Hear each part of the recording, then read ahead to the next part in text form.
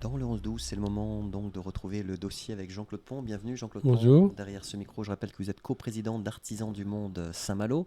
Vous vous intéressez au commerce équitable, Oui, sud-nord, nord-sud, sud-sud, nord-nord. Et puis, quand on parle de commerce équitable, on parle transport de marchandises. mais oui. Alors, oui, c'est un problème important pour le commerce équitable, hein, parce que nos marchandises viennent de loin. Et alors, je reprécise qu'Artisan du Monde est pour une filière intégrée. Filière intégrée, c'est-à-dire que du producteur dans les pays du Sud jusqu'au magasin à Saint-Malo, par exemple, toute la filière, tous les acteurs sont des membres du commerce équitable. Alors, c'est vrai, sauf pour un maillon de la chaîne, c'est le transport maritime surtout, hein, ou par avion exceptionnellement, mais maritime surtout, parce que pour l'instant, il n'existe pas de compagnie maritime spécialisée dans le commerce équitable. Pour l'instant, on peut Pour espérer l'instant, que ça mais va se bon, faire. ça bouge, hein, on va en parler dans quelques minutes, il y a des petites évolutions. Alors donc, on est contraint de voyager par les porte-containers, hein, ces immenses bateaux qui transportent des tonnes et des tonnes de marchandises.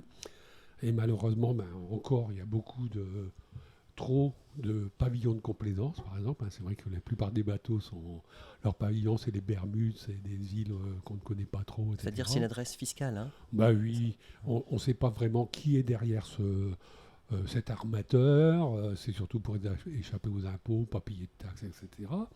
Bon, il y a eu encore c'est Israël, hier, qui a été touché par une pollution aux hydrocarbures. Hein. Donc, il y a encore des navires poubelles qui se promènent, des bateaux qui dégazent en pleine mer, etc. Bon, alors, après, il y a des compagnies très, très bien hein, qui font leur travail consciencieusement, mais bon, donc on est un petit peu contraint.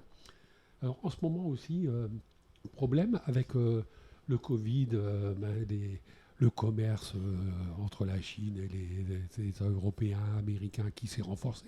Oui. Donc, par exemple, on a des retards de livraison nous, en ce moment parce que nos produits n'arrivent plus à quitter les ports parce qu'il n'y a plus de containers. Les bateaux sont bloqués par la douane dans différents pays, etc. Il y a beaucoup plus de voyages. Donc, tous nos produits qui doivent venir d'Inde, du Bangladesh, etc., pour l'instant, ils n'arrivent pas, faute de place sur les bateaux, faute de containers.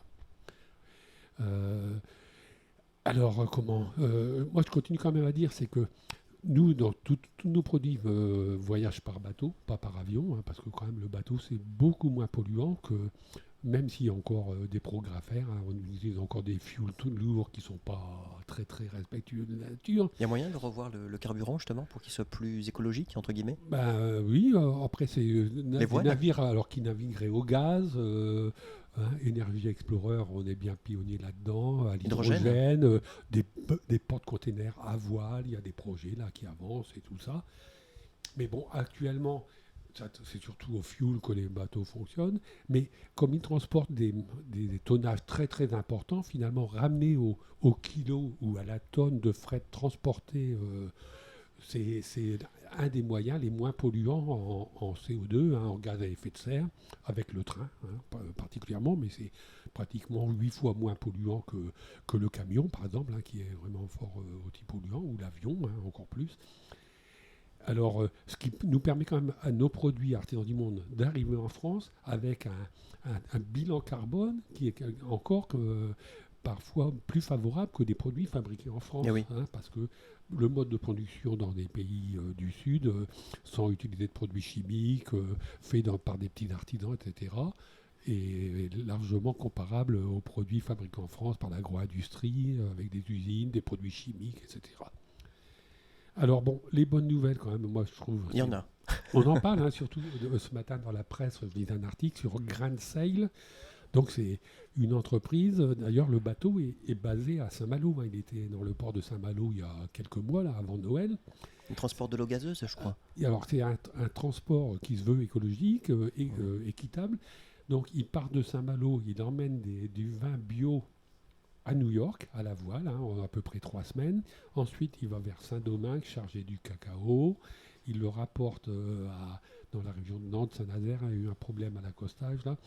Et puis après, ce cacao est traité et travaillé, transformé en chocolat dans un ESAT à Morlaix, par des travailleurs handicapés. Le commerce triangulaire. Donc oui, c'est très très intéressant.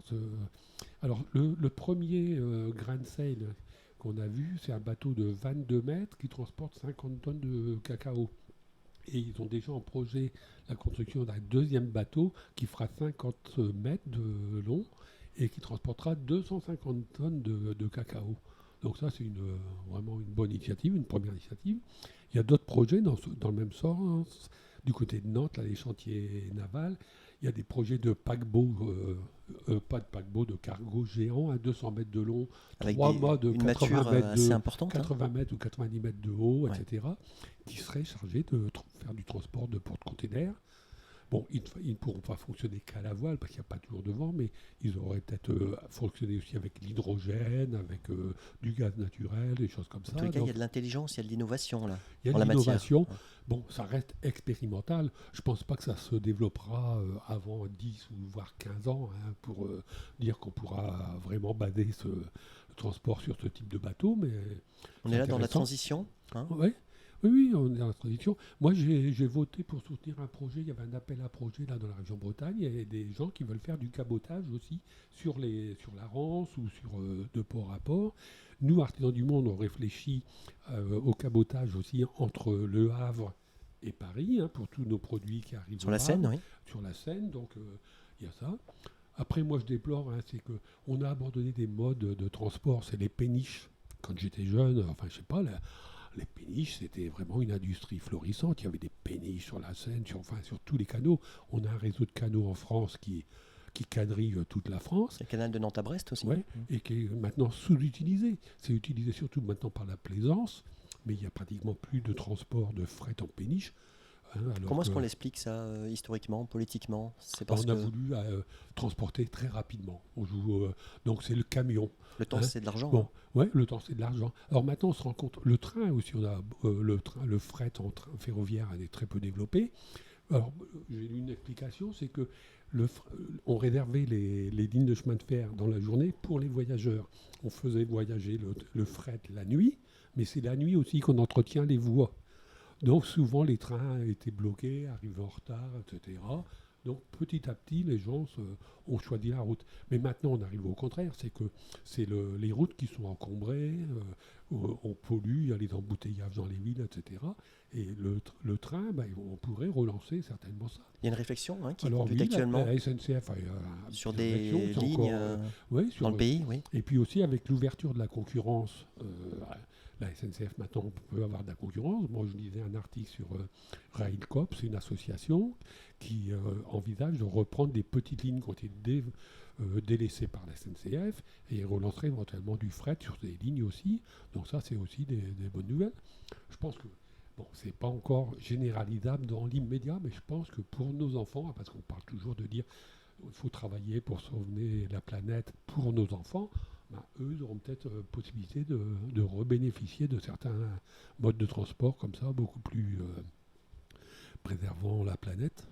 Merci pour cette sensibilisation, Jean-Claude merci Pont, à vous ces de deux me modes donner de transport. On en reparlera dans quelques années. Oui. On vous souhaite une belle semaine. On vous dit merci. à mardi prochain mardi dans le prochain. 11-12. Prenez soin de vous.